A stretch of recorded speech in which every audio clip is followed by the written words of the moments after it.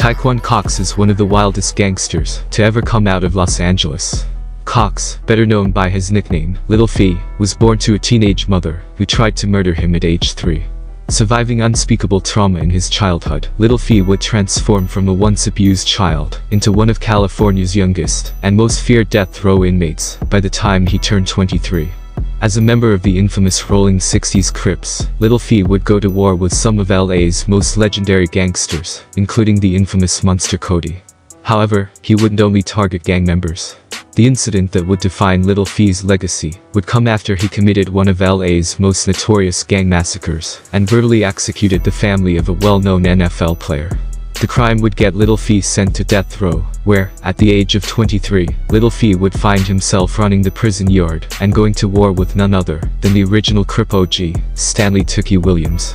In the streets of 1980s LA, where love was seen as weakness and violence a form of strength, Lil Fee's transformation from victim to victimizer would leave a trail of destruction that haunts California till this day.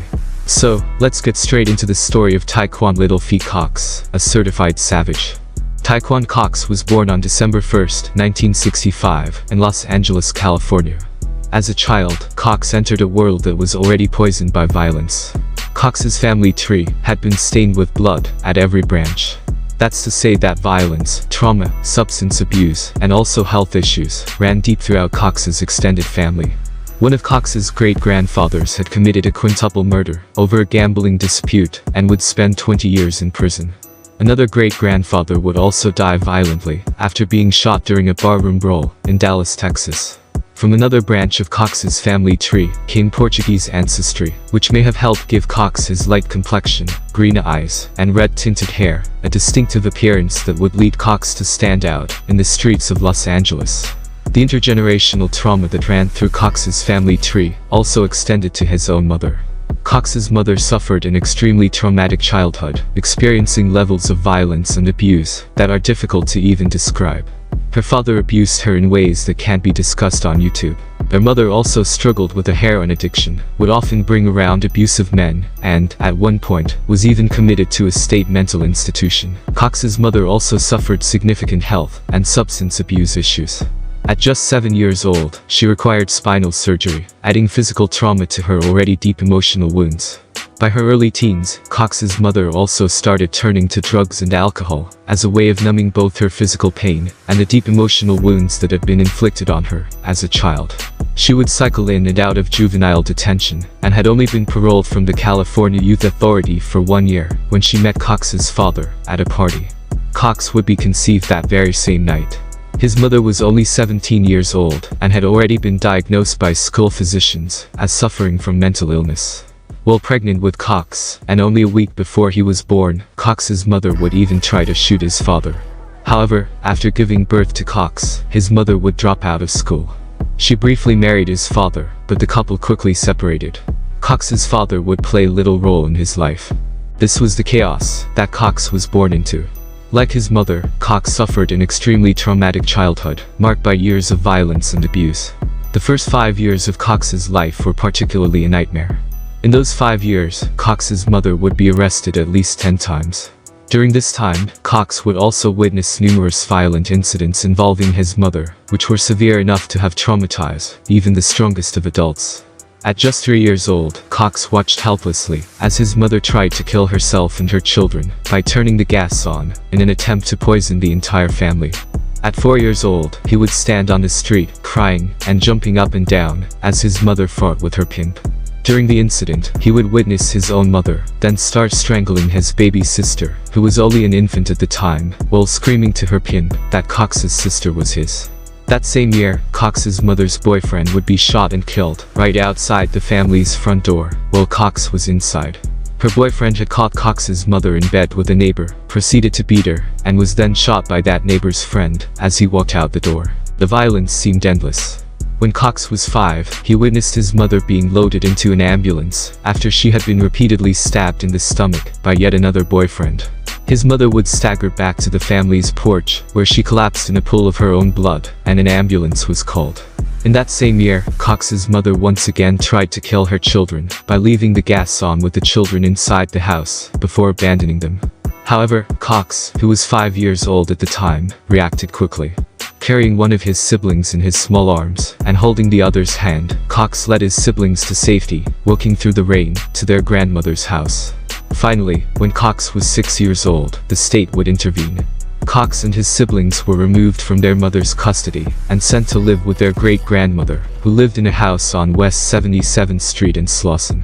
From the outside looking in, Cox's great-grandmother appeared to have been his saving grace. She was financially stable, owning 7 rental properties that provided a steady income. She would put Cox in Boy Scouts, give him an allowance and a bicycle, and even set up a college fund with at least $10,000 in it. But sometimes, appearances can be deceiving. At his great-grandmother's house, Cox would face a different type of abuse. His great-grandmother's house operated under what Cox would later describe as prison-like rules. No lights were allowed on at night, and the children weren't permitted to use the bathroom. They instead were forced to use a pot. Cox's great-grandmother had a hair-trigger temper, and would also beat Cox and his siblings for the smallest infractions, such as making too much noise, letting the dog out, or any other perceived slight against her authority. But perhaps most damaging were his great-grandmother's words. She would constantly tell Cox and his siblings that nobody in the family cared about or loved them, except her. Cox's uncle only added to the abuse, regularly beating and whipping the young boy whenever he came around the house.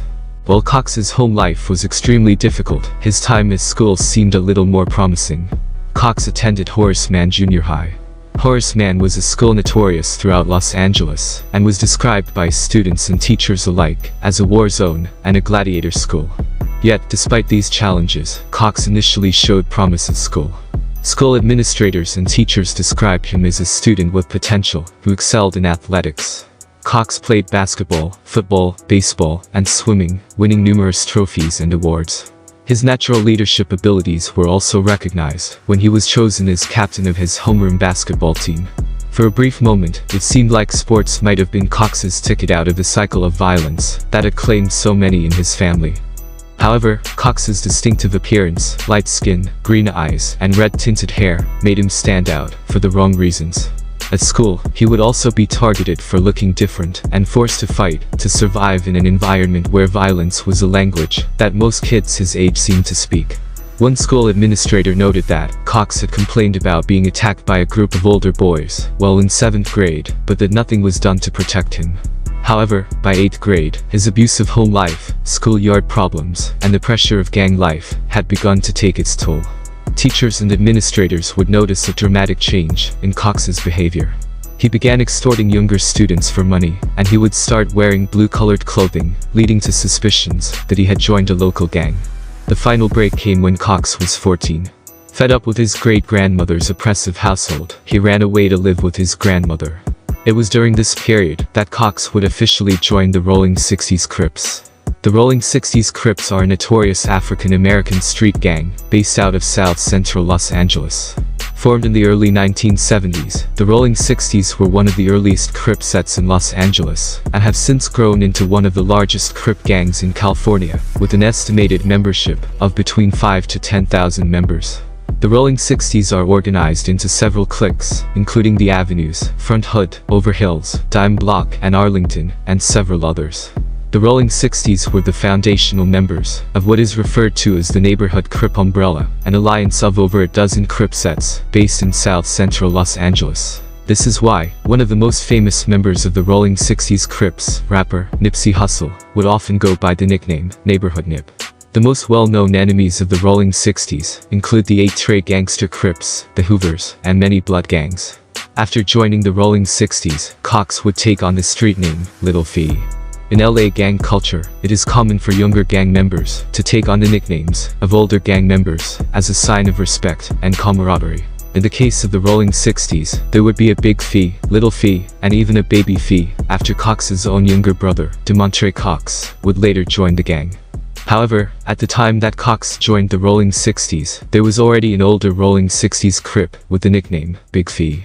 Big Fee, his real name was Daryl Drake, was a respected member of the Rollin 60's, and was 5 years older than Cox. Big Fee shared similar physical traits with Little Fee. Both men were tall, skinny, and known for their fighting abilities. However, Big Fee would later be murdered in November 1990. After joining the Rolling 60's, Lil Fee's descent into violence would be swift and brutal. According to later testimony from his own lawyer, multiple family members would claim that Lil Fee had killed at least a dozen people during this time period. But his first documented crimes showed an escalating pattern of violence that should have warned authorities of what was to come. In April 1981, when Lil Fee was only 15, he committed his first documented crimes. Lil Fee would rob 3 junior high school students, using his fists and a mop handle as weapons, and rob them of $3, a gold chain, and a comb. Later that same day, Lil Fee would beat and rob another junior high school student who was getting off the school bus. But these weren't the sophisticated crimes of a hardened criminal. They were the acts of a troubled teenager, angry and lashing out at a world that had never shown him kindness. But the following month, Lil Fee graduated to more serious offenses. In May 1981, he and a friend carjacked a woman outside of Hyde Park Elementary School in South Central. The woman had been parked in her vehicle, with her dog in the back seat, waiting to pick up her son from school, when Lil Fee and his accomplice approached. They threatened her with a gun, ordered her and her son out of the vehicle, and, despite the woman's pleas for them to hand over her purse and her dog, they took off with the dogs still inside the vehicle. What followed was a 30-minute high-speed car chase through the streets of LA, with speeds reaching upwards of 90 miles per hour. The chase only ended when they would crash into a telephone pole. When police searched the car, they would find a .32 caliber revolver. This incident earned Lil Fee 2.5 years in the California Youth Authority, or CYA. Weighing under 140 pounds, and only 15 years of age, Lil Fee entered CYA as one of the smallest and youngest inmates. But Lil Fee adapted to institutional life with a vengeance. He refused to be a victim any longer. In CYA, Lil Fee would adopt an intense weightlifting regimen that would add 45 pounds of muscle to his frame over the course of 3 years. He was eventually transferred to Chino's Youth Training Center in 1983, then to Preston's School of Industry, where he obtained his GED. On paper, this may have looked like rehabilitation. A troubled youth was getting an education and improving himself physically. But, as Lil Fee would demonstrate, the system was just creating a stronger, more efficient predator. In March 1984, Lil Fee was released on parole and moved back to his great-grandmother's house at 77th and Slauson. But any hope for rehabilitation would be short-lived. Only months later, on August 27, 1984, Lil Fee would be involved in a public shootout with the legendary 8-tray gangster Crip, Monster Cody. The war is taking a toll. Every criminal act I've committed has been in commission in trying to destroy in some aspect the Rollin 60's Crip organization. And my whole life has been spent primarily on that mission. Today, even now, I consider myself a Rollin 60 killer. Lil Fee had previously run into Monster Cody while serving time at the Chino Youth Training Center on his prior carjacking case. The enemies from rival gangs would mean mug each other in jail, but nothing would happen at that time. But, after both teenagers were released from CYA, Monster Cody would describe how they then bumped heads in the street, in his book, Monster, the autobiography of an LA gang member. According to Monster Cody, he had went to watch street races on Florence Avenue with his friend, Little Harv, that day. The pair were sitting in a vehicle, eating, when Monster Cody and Little Harv suddenly froze in fear. Lil Fee and a dozen Rolling 60's gang members had suddenly appeared out of nowhere, and were walking in the direction of their car. Monster Cody hadn't seen them coming. According to Monster Cody, his gun was under his seat and out of reach. Monster thought Lil Fee was about to catch him slipping. However, Lil Fee and the other Rolling 60's walked past the car, somehow failing to realize that their mortal enemy was sitting right there, watching them. After Lil Fee and the 60's passed, Monster Cody grabbed his gun from under the car seat, got out of the vehicle, yelled gangster, and began to open fire. The tables had turned. Monster Cody was now the one catching the Rolling 60's slipping. However, while the other Rolling 60's were blindsided, Lil Fee pulled out his gun, turned around, and returned fire. Although Lil Fee and Monster Cody would not be injured, at least 3 people would be shot, and Monster Cody would be arrested and charged with 2 counts of attempted murder, and 1 count of mayhem, a month later. But, just 4 days after his shootout with Monster Cody, Lil Fee would commit the crime that would define his legacy. The 59th Street Massacre. But, to fully understand how this tragedy happened, we need to look at the events that set everything into motion. The seeds of the 59th Street Massacre were planted a year earlier, before Lil Fee's release from CYA. In 1983, a young woman named Valerie Taylor had been celebrating her 21st birthday at the Vermont Club, a social club located at 6209 South Vermont Avenue, in South Central Los Angeles. During the celebration, shots would be fired, and Taylor would find herself hit. The shooting left Taylor paralyzed.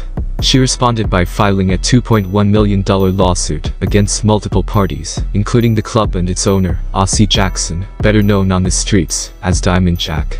Jackson was no stranger to crime, having been arrested multiple times for a number of offenses, primarily related to gambling. A $2.1 million lawsuit not only threatened Jackson's finances, but the continued operation of the club itself. According to later testimony, Jackson decided to solve the problem by putting out a hit on the now paralyzed Taylor. The contract was reportedly for $60,000. An 18-year-old Lil Fee would agree to take the contract. But Lil Fee wouldn't be carrying out the contract on his own. He would link up with two of the Rollin 60's gang members. The first gang member was 24-year-old Darren Williams. Williams, better known by his nickname, C-Dub, was an older gang member who was physically intimidating and had a reputation for violence. The second gang member was 19-year-old Horace Burns. Burns, better known by his nickname, Horse, was also known for violence, having 9 prior arrests, primarily for weapons offenses, including a robbery charge connected to an incident at Crenshaw High School.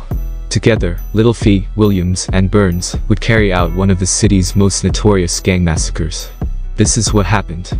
On August 31, 1984, Williams and Burns went to a home on 3rd Avenue to meet a mutual acquaintance named Lisa Brown. The house belonged to another woman named Ida Moore, who was also present when Williams and Burns showed up that morning. Both women were crack addicts and had been up all night partying. Williams himself later admitted that he would also smoke crack with Moore and Brown. After Williams made a phone call on Moore's house phone, Burns got in the car that the man had arrived in, went to pick up Lil Fee, and brought him back to Moore's home. The morning of August 31, 1984, would reportedly be the first time that Lil Fee had ever met Lisa Brown or Ida Moore, who were both acquaintances of Williams and Burns. Together, Lil Fee, Williams, Burns, and the two women left the house in Moore's 1975 Chevy van, with the women seated in front and Lil Fee and his Rolling 60's comrade seated in the back. The group would then stop at a Shell gas station on Slauson and Western to fill up. When Moore complained about needing gas money, all three men claimed they had none, forcing her to put in $2 of her own money. When she returned to the van, Moore would also notice a large gun in the backseat, a gun that would later be determined to be an M1 semi-automatic rifle, the same weapon that had been issued to American soldiers in World War II and Korea. After filling up the van, Williams directed Moore to drive to West 59th Street. During the drive, Brown would overhear the men in the backseat talking amongst each other and saying things like how they were going to kill everybody in the house. Despite this, Moore followed Williams' instructions and continued to drive the group to West 59th Street. As the van pulled up to the area of 59th Street and Main Street, Williams pulled out a piece of paper from his pocket. The paper had a street address scribbled on it. The house they were looking for was 136 West 59th Street. That was the house where Valerie Taylor lived. The same Valerie Taylor who had the $60,000 contract on her head. The van then slowly rolled down 59th Street as they searched for Taylor's house. Once he found what he thought was the right address, Williams told the women to park down the street at the corner of 59th and Main and keep the van's engine running. At approximately 7 a.m., Williams and Lil Fee got out of the van. Lil Fee was carrying the M1 rifle wrapped in a blue jacket, while Williams had a handgun tucked in his waistband. As they walked toward the house, a 17-year-old neighbor was returning home. She would later describe what she saw. The neighbor would describe seeing two men walking down 59th Street that morning. She would describe Lil Fee as a light-skinned black man with braids and wearing a red and tan horizontal shirt with beige pants. She would also describe Williams as a short, darker-skinned black man with a muscular build and natural hair, wearing blue pants with a dark blue shirt. But what the killers didn't realize, as they were walking towards the house, was that they had made a fatal mistake. Williams had misread the address on the door. Their intended target, Valerie Taylor, lived at 136 West 59th Street. The house they were approaching was instead 126 West 59th Street. The house at 126 West 59th Street belonged to 57-year-old Deborah Alexander. Alexander was the mother of former NFL player Kermit Alexander. Kermit Alexander was an All-American football player at UCLA, before being drafted 8th overall in the 1963 NFL Draft, and playing 10 seasons with the San Francisco 49ers, Los Angeles Rams, and Philadelphia Eagles, before retiring in 1973. But it wasn't her son's fame that defined Deborah Alexander. It was her unwavering faith and commitment to her community. Originally from Louisiana, Deborah was a devoutly religious woman who worked at St. Vincent's Hospital and had raised 11 children on her own in a strict but loving household. She had rented the house on 59th Street for almost 2 decades, and despite her now grown children's pleas to move to a safer neighborhood, refused to leave her church parish. She took pride in her community, regardless of its reputation, representing the kind of stable, positive force that might have changed Lil Fee's life had he encountered it earlier in his life. Ironically, Deborah Alexander represented everything that Lil Fee had been missing in his life.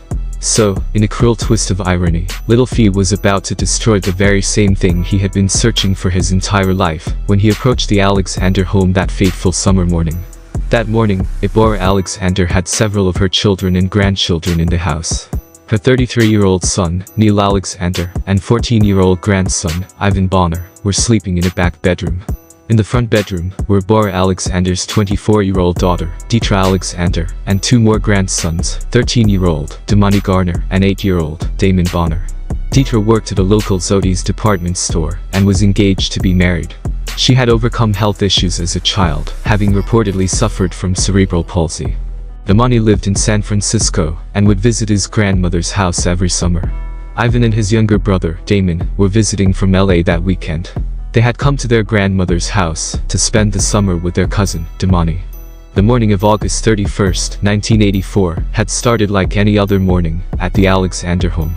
Deborah Alexander was an early riser and had already begun her daily routine of watering the plants on her porch and making breakfast.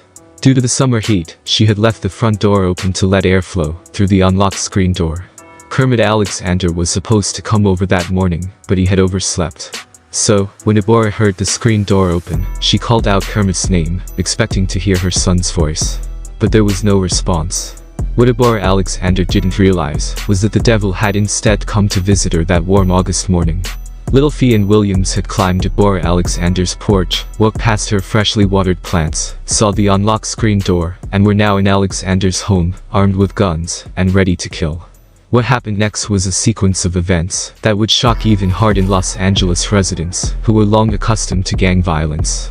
Lil Fee walked through the living room and dining room to the kitchen, which was in the back of the house.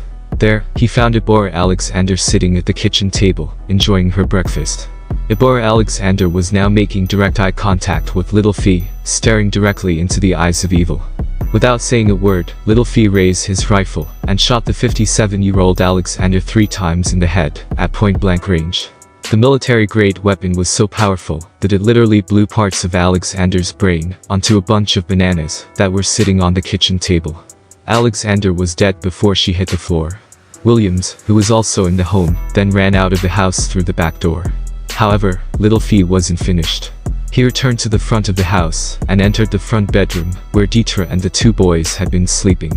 Deetra, awakened by the gunshots, was now screaming and sitting upright in bed when Lil Fee shot her once in the chin, once in her right cheek, and once in her chest, killing her instantly. Then, in an act of unthinkable cruelty, Lil Fee would shoot the 13-year-old Damani and 8-year-old Damon, execution style, as they slept. Neil Alexander, who had been sleeping in the back bedroom, had been awakened by the sounds of the gunfire and his sister's screams. He then ran to Deetra's room and saw Lil Fee standing with his back to the door, facing Deetra's bed, with the rifle in his hand. In a desperate act of courage, Neil jumped on Lil Fee's back and started fighting him, eventually wrestling him to the ground. During the struggle, Lil Fee's palm print was left on a trunk in the room, a crucial piece of evidence that would later link him to the murders.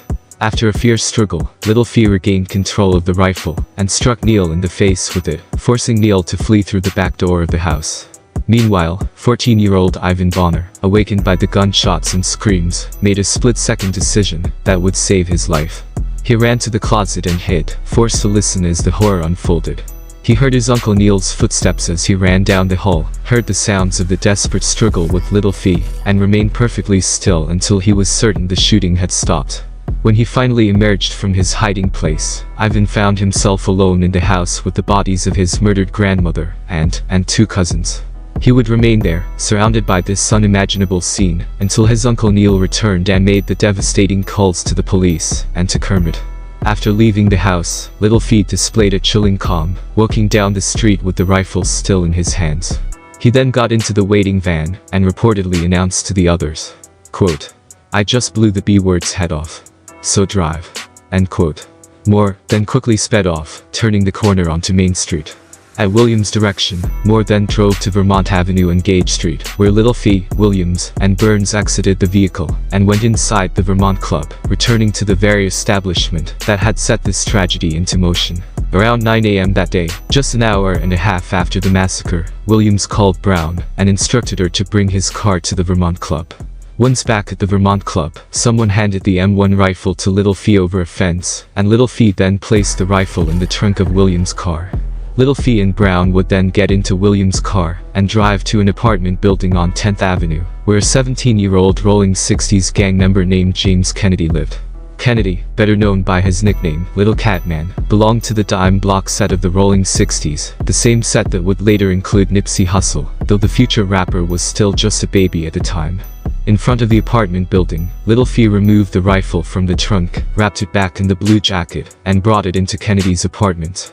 Demonstrating his awareness of forensic evidence, Lil Fee instructed Kennedy to dispose of the rifle and have his sister wash the jacket to remove any gunpowder residue. Williams was already at Kennedy's apartment with Brown when Lil Fee had showed up. Hours earlier, Williams had claimed he didn't have gas money. However, after visiting the Vermont Club after the massacre, Williams was now sporting new clothes and jewelry, and gave Moore $50 for personal care items, and $5 to cover the gas she had paid for earlier. He also gave Brown $20. Later that same day, Lil Fee would show up at a local car dealership and purchase a yellow 1975 Cadillac convertible for $3,000, which he paid for in cash with $20 and $100 bills. The next day, on September 1, 1984, Williams would also make his own big purchase, putting a $1,500 deposit on a car for his wife, which he also paid for in $100 bills. When police arrived at the Alexander family home that morning, officers described it as a scene of horror. Inside the home, officers found the bullet-riddled bodies of Deborah Alexander, Deetra Alexander, Damani Garner, and Damon Bonner. The Los Angeles County Medical Examiner's Office would list the official cause of death for all 4 victims as gunshot wound to the head. As news of the massacre spread throughout Los Angeles, the community reacted with horror. Even in a neighborhood that had grown accustomed to gang violence, the murder of an innocent grandmother, her daughter, and 2 young grandchildren crossed the line. Los Angeles police say the mother, sister, and 2 nephews of former National Football League star Kermit Alexander were shot dead in their home today. Witnesses said that 2 gunmen walked in the family bungalow and opened fire. They didn't say anything, said a 13-year-old boy who escaped by hiding in a closet. He said they just came in shooting. Alexander was a star halfback at UCLA, then played for San Francisco, Los Angeles, and Philadelphia in an 11-year professional career. The impact on the Alexander family was devastating, to say the least. Kermit Alexander, who had escaped the violence of South Central through football, now found himself pulled back into its darkest aspects. The guilt of having overslept that morning, potentially saving his own life but not being there to protect his family, would haunt him for years to come. His mother had always supported his football career, had been his biggest fan, and now she was gone because of a senseless act of violence that began with a mistaken address. When homicide detectives began their investigation, they believed that the massacre had been the work of experienced killers. Only 8 rounds had been used to kill 4 people, and each of the 4 victims had been hit in the head. This led detectives to determine that the killer was a good shot, with good hand-eye coordination, such that he likely had specialized weapons training, and that this was not his first time. During the forensic analysis, police would also determine the make of the gun, and would lift a palm print off the trunk in Deetra's room. However, neither the police nor the Alexander family had any clue as to what the motive for the killings was. The lack of any discernible motive led to many rumors and theories, as people tried to make sense of why an innocent family would be slaughtered in their Los Angeles home. Rumors about potential links to drugs, gangs, and even cartels instantly began to circulate throughout Los Angeles. As a high-profile family member, Kermit Alexander also found himself being pointed to as a potential suspect in the eyes of the public. This caused him considerable mental anguish, as not only were the killers of his family still out there, but people were now pointing the finger at him. However, what police didn't realize during the early stages of the investigation was that they already had the killer in custody. Exactly 1 week after the 59th Street massacre, on September 6, 1984, Lil Fee had been pulled over by police in a traffic stop and was arrested and charged for being a convicted felon in possession of a firearm. That's to say that while the police, media, and local community were trying to figure out what had happened, Lil Fee was sitting in the LA County Jail.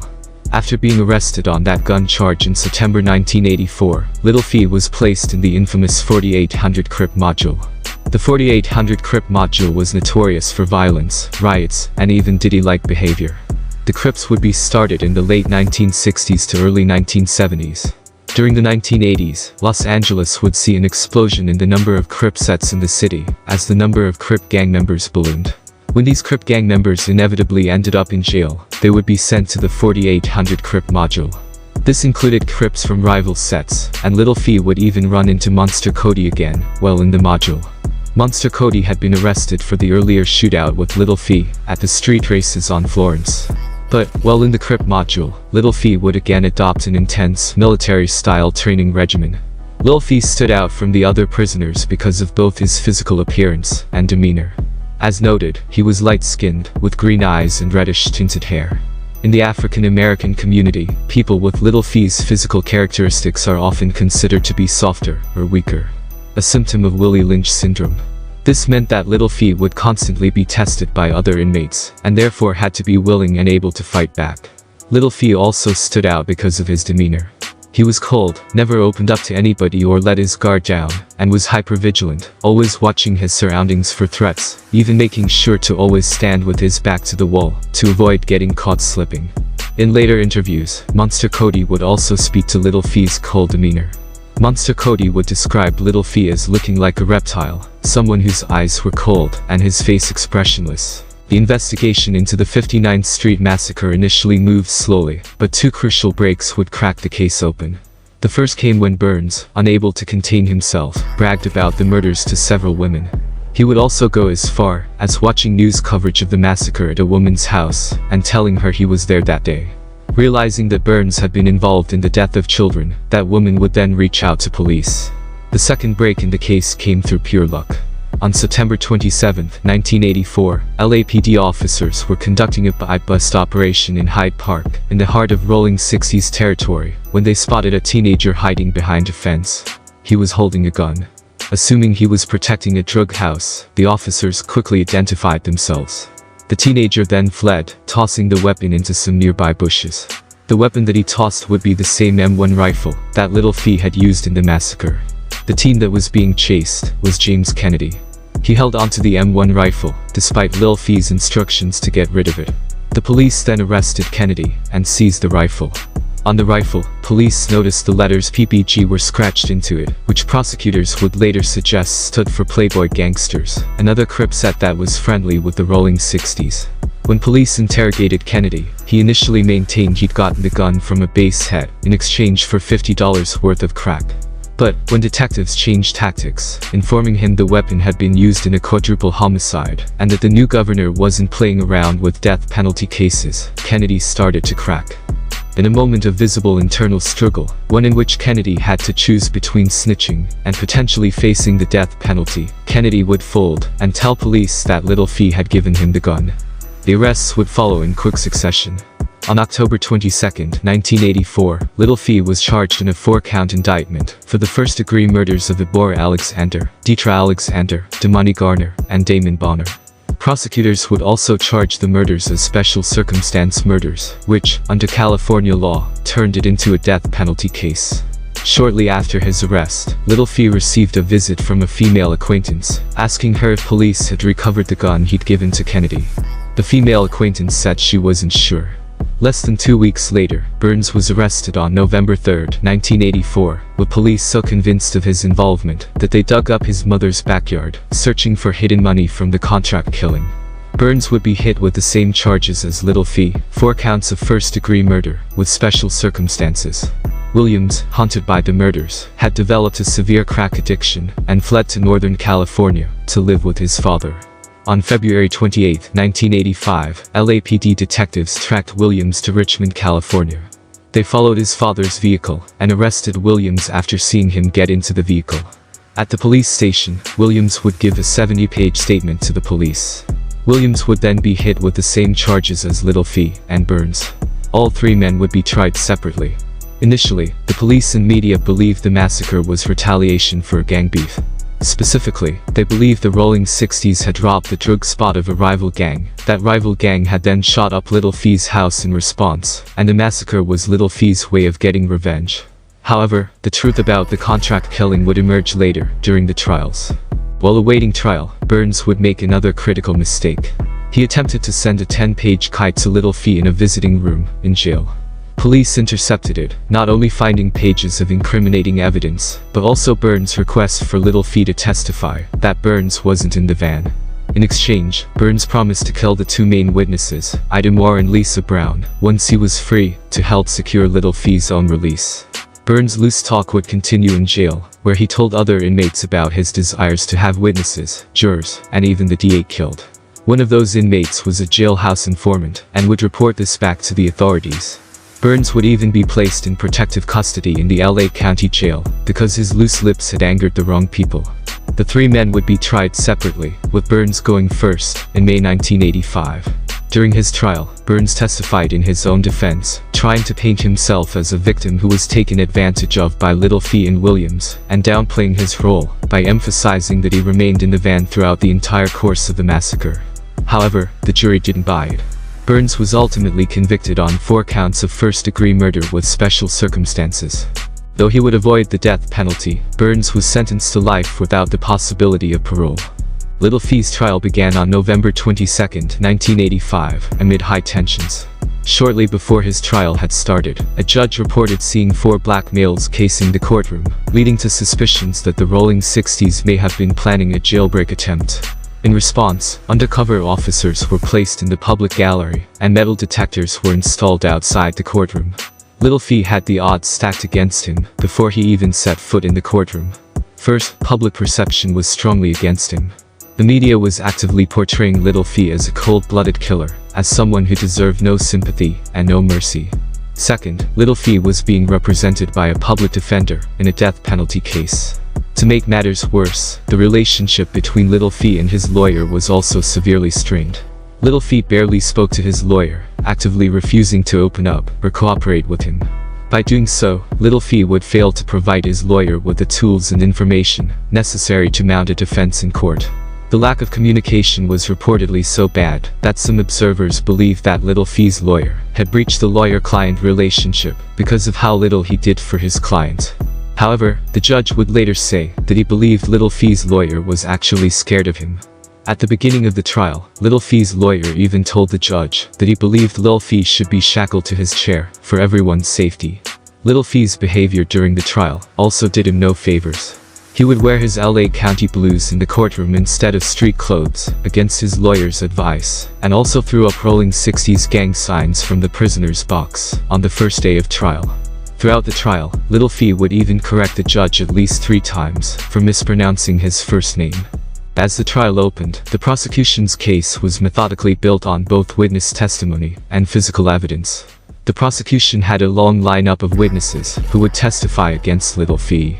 Multiple neighbors who witnessed the aftermath provided consistent descriptions of the suspects: a light-skinned black man with braids wearing a red and tan horizontal shirt and beige pants, and a shorter, dark-skinned black man with a muscular build wearing blue pants and a dark blue shirt. A 17-year-old witness who lived across the street provided crucial testimony. She said she saw Lil Fee and Williams approaching the Alexander home that day, around 7:30 a.m. After hearing 5 gunshots, she saw Williams come outside, followed by another series of shots. She then watched Lil Fee emerge from the house, carrying the rifle. Another neighbor testified to seeing Lil Fee walking toward a waiting van, which then sped around the corner. However, the surviving victim's testimony presented an interesting contradiction. Both Neil Alexander and his nephew, Ivan, described the shooter as a dark-complexioned black male, about 5'11", well-built, and wearing dark blue pants. This was a description that matched Williams, rather than Lil Fee. This discrepancy would later form a key part of Lil Fee's appeal strategy. Warren Brown, given immunity, also provided detailed accounts of their roles in the massacre. Kennedy also testified about Lil Fee giving him the gun to dispose of, as well as his instructions to have the jacket washed. The car salesman even took the stand, testifying to the fact that Lil Fee had purchased a car with cash just hours after the murders. The physical evidence was equally damning.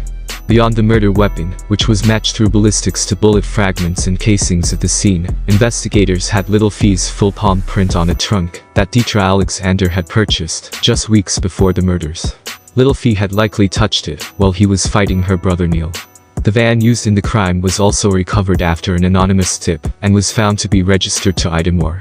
That's all to say that, in addition to extensive witness testimony, police had the murder weapon, Lil Fee's palm print at the scene, and the van that was used. Things weren't looking good for Lil Fee. But the trial's tension peaked during closing arguments. As the prosecutor described the victim's final moments, Lil Fee's mother shouted, "Liar," and was ordered to leave by the bailiff. Lil Fee immediately confronted the bailiff, warning, "They better not touch her." The judge, realizing the volatility of the situation, had Lil Fee brought before him and allowed him to speak. In a rare moment, Lil Fee opened up, complaining about the treatment of his mother and the disrespectful conduct of court staff, warning that while he had previously allowed court officials to shackle his legs, that he wouldn't cooperate anymore. When the judge responded that everyone was taking their duties seriously, Lil Fee gave the coldest response possible, saying, quote, "I understand they don't have to kill me but one time." End quote. An extraordinary connection would also emerge during the trial, which highlighted the tragedy of Lil Fee's case. Kermit Alexander's sister, watching the proceedings in the courtroom, suddenly recognized Lil Fee as someone she knew years ago. Years earlier, Kermit Alexander had been at a youth football game when he noticed a young player who stood out from all the others. The boy's natural talent was exceptional. Alexander, a professional football player himself, could see that the child had the skills to potentially make it to the pros. But what caught Alexander's attention even more was the boy's barely contained rage. He would spike the ball violently after scoring touchdowns, scream at people on the sidelines, and even slap his own blockers if they failed to protect him during plays. Alexander, watching this talented but troubled child, had sensed the darkness threatening to overwhelm his potential. Standing on the sidelines that day, he had called out, "Somebody needs to do something. Somebody ought to help him." Now, in the crushing irony of the courtroom, Alexander's sister revealed to him that the angry young football player he'd once hoped someone would save was Lil Fee, the same man on trial for murdering their mother, sister, and 2 nephews. It was now time for the defense to present its case. Realizing that the evidence was against his client and that Lil Fee would very likely be found guilty, Lil Fee's lawyer focused his efforts on convincing the jury to choose a sentence of life in prison and spare Lil Fee from the death penalty. In other words, Lil Fee's lawyer knew he wasn't getting off, but that he shouldn't face the death penalty. The defense's strategy centered on 2 simple arguments. First, Lil Fee's lawyer argued that there was doubt about whether the shooter was Lil Fee or Williams. To support this argument, Lil Fee's lawyer pointed to the physical description of the shooter, given by the surviving victims, Neil Alexander and Ivan Bonner. Alexander and Bonner both described the shooter as a shorter, dark-skinned black man, wearing blue clothing. This description matched Williams, not Lil Fee, who was taller, light-skinned, and wearing beige and red-colored clothing that day. Second, Lil Fee's lawyer argued that the older Williams was the driving force behind the killings, and that Lil Fee had been pressured into participating. However, whether intentional or by mistake, Lil Fee's lawyer failed to put forth mitigating evidence that would demonstrate that Lil Fee had come from a seriously troubled background, and therefore wasn't born a cold-blooded killer, but was made one. The defense therefore didn't submit the documented of abuse that was contained in Lil Fee's extensive social services, court, and prison records. On January 21, 1986, after a 3-month trial, the jury would take just 2 hours to return a verdict. Lil Fee was found guilty of 4 counts of first-degree murder, with special circumstances. During sentencing, family members and school staff testified about Lil Fee's troubled upbringing, arguing he wasn't the monster the prosecution portrayed him to be, and pleading with the jury to spare his life. On February 18, 1986, the jury would return with a sentence of death. The Alexander family burst into tears and openly thanked Jesus. Lil Fee showed no emotion in the courtroom, but reportedly kicked a chair in anger outside of the courtroom. While confirming the death sentence, the judge would describe Lil Fee as one of the most dangerous killers he had ever encountered, and warned that Lil Fee would kill again without provocation, if given the opportunity. At just 20 years old, Lil Fee had now become the youngest person on California's death row. Williams' trial followed shortly after. His lawyers portrayed him as a drug addict, manipulated by Moore, who they claimed masterminded the plan to feed her crack habit. His lawyers argued that Williams had been working with troubled kids at the time of his arrest in Northern California, and therefore couldn't have hurt any children. On December 15, 1986, Williams was convicted on 4 counts of first-degree murder with special circumstances. Like Lil Fee, Williams would also receive a sentence of death. As an interesting side note, one of Williams' lawyers would later become a Superior Court judge and would sentence Rollin 60's gang member, Eric Holder, to 60 years to life for the murder of rapper Nipsey Hussle. Lil Fee would appeal his case to the Supreme Court. However, the courts would affirm both his conviction and death sentence. Behind the walls of San Quentin, the transformation of Tiequon Cox into Lil Fee would become complete. The once abused child, who carried his siblings through the rain to safety, would disappear, only to be replaced by a predator who dominated even San Quentin's notorious death row. Lil Fee's prison years revealed what his childhood trauma and the streets had created. A man who didn't just survive through violence, but seemed to thrive on it. In San Quentin, Lil Fee quickly developed into one of the prison's most dangerous and influential inmates. He established himself as a leader, running the prison yard, leading group fitness exercises in the yard, and organizing other prisoners. His influence was clearly demonstrated in the way that he could rally other inmates to do his bidding. In one incident, after telling an inmate that others would back him against prison staff, Lil Fee then yelled down the tier, "Is everyone down with that?" The chorus of inmates then replied back, "Yeah, we're down." Guards also repeatedly caught Lil Fee with ingeniously crafted weapons, including a shank made from a pair of sunglasses. The first major incident involving Lil Fee in San Quentin came just months after his arrival. In December 1986, Lil Fee would attempt to coordinate an attack on prison staff, planning to get a prisoner to distract the guards, before he and others would rush the security gate to attack correctional officers. However, the plot would be foiled by prison authorities. But it was his conflict with Stanley Tiequon Williams in 1988 that would reshape the power dynamics on death row. Tiequon was an original Crip gang member and friend of Crip founder Raymond Washington. Tiequon was 12 years older than Lil Fee and was already a dominant figure in San Quentin when Lil Fee arrived. Tiequon ran the Crip yard on death row, with most of the 20 to 30 Crips there following his lead. Tiequon was actively in the process of trying to organize the Crips in prison. The 1980s had seen the Crips expand explosively across Los Angeles, with over 200 separate sets emerging. Many of these Crip sets engaged in bitter infighting, as Crip-on-Crip violence would break out across the city. However, as Crips began pouring into California's prison system, some Crip gang leaders recognized that they needed unity to compete with established prison gangs, like the Mexican Mafia and Aryan Brotherhood. As part of this, Tiequon had founded the Blue Notes, a new organization that attempted to organize and unite Crip gang members in the California penal system. When Lil Fee arrived, Tiequon was running Yard 1 in San Quentin's notorious East Block. However, Lil Fee would end up running Yard 2. A power struggle would then ensue between them. Tiequon then attempted to order Lil Fee to kill his co-defendant, Darren C. Dub Williams, who Tiequon suspected of being an informant. Rather than follow Tiekie's orders to attack his former co-defendant, the 23-year-old Lil Fee would instead make a move on Tiequon. In October 1988, Lil Fee concealed a shank as he went to the exercise yard. On the yard, Lil Fee waited for his opportunity to strike. That opportunity would come as Tiequon was walking off the yard. As Tiequon was walking past the outdoor showers, Lil Fee pulled out his shank, rushed at him, and slashed Tiequon in the neck. Despite being hit in the neck, Tiequon survived the attack with only minor injuries. While being questioned by guards after the incident, Tiequon would also tell them, quote, "I don't know what happened. I don't remember." End quote. At only 23 years of age, Lil Fee had just attacked one of the most powerful Crips in the state of California. The incident would split the Crips on death row. The Crips associated with the neighborhood car would side with Lil Fee. most of the other Crips would side with Tiequon. Several years later, Lil Fee would find himself in a violent conflict, this time with the Bloods in San Quentin. Lil Fee ran Yard 2 in East Block, but also the Crip Yard in the Adjustment Center. The Adjustment Center operated as a form of solitary confinement for inmates on death row. Given how active Lil Fee was, he was constantly cycling in and out of the Adjustment Center. In fall of 1998, trouble would begin after prison authorities transferred several Bloods to Lil Fee's yard in the Adjustment Center. The Bloods were transferred following a fight with the Black Guerrilla family and Westra Familia prison gangs on a separate yard. The first Blood to arrive to Lil Fee's yard was named Anthony and Dog Bankston.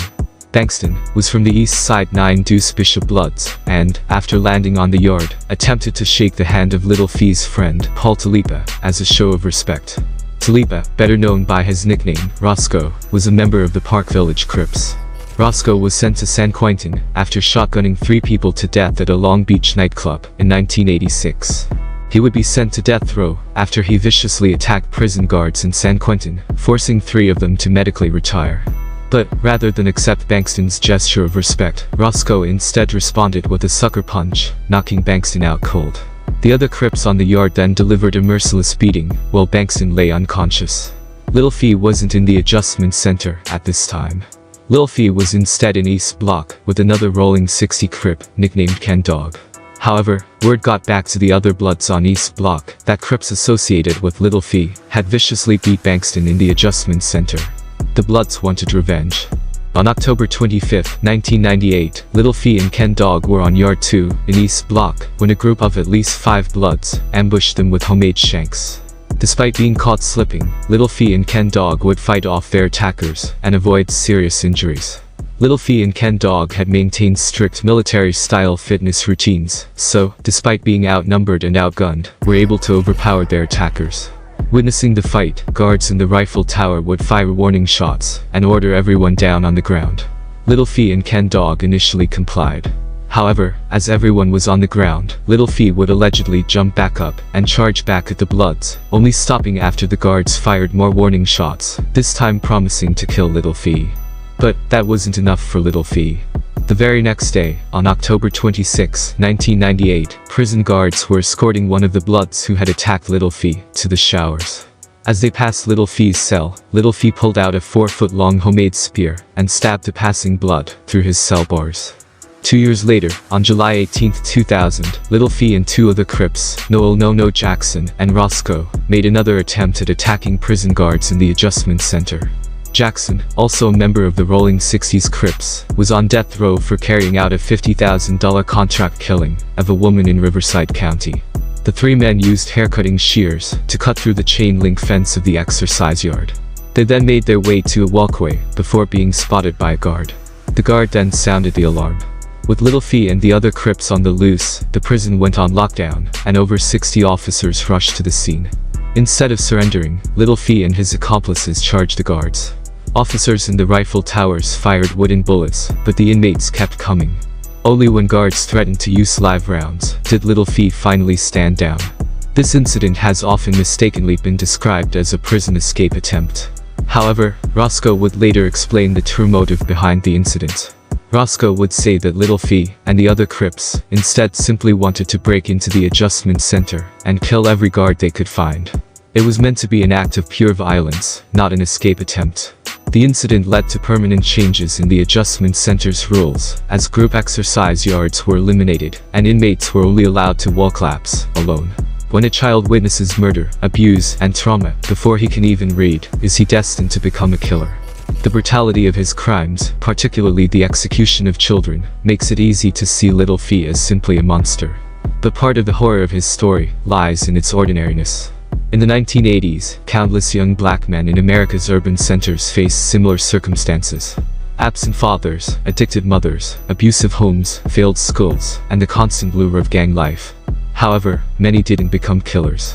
But enough did to create a generation of Lil Fees, young men who learned early that violence was the only language the world understood. Today, Cox remains on death row, still one of San Quentin's most dangerous inmates. His story serves as a stark indictment of a system that claims to protect children while allowing them to be traumatized. Deborah Alexander, Deetra Alexander, Damani Garner, and Damon Bonner. Their names should be remembered not just as victims of Lil Fee, but as casualties of a broader American tragedy, one that continues to play out in cities across the country, from Los Angeles, to Chicago, to New York, and everywhere in between. Lil Fee's journey, from victim to victimizer, showed just how the streets could transform trauma into terror. As the legendary rapper, Tupac Shakur, once famously said, "The hate you gave little infants, F's everybody." Huglife. The hate you gave little infants, UCK, everybody. Meaning, what you feed us as seeds grows and blows up in your face. That's thug life. Lil Fee was the definition of thug life. And that's why he's a certified savage. Please comment, like, and subscribe if you enjoyed this video. More certified savages is on the way.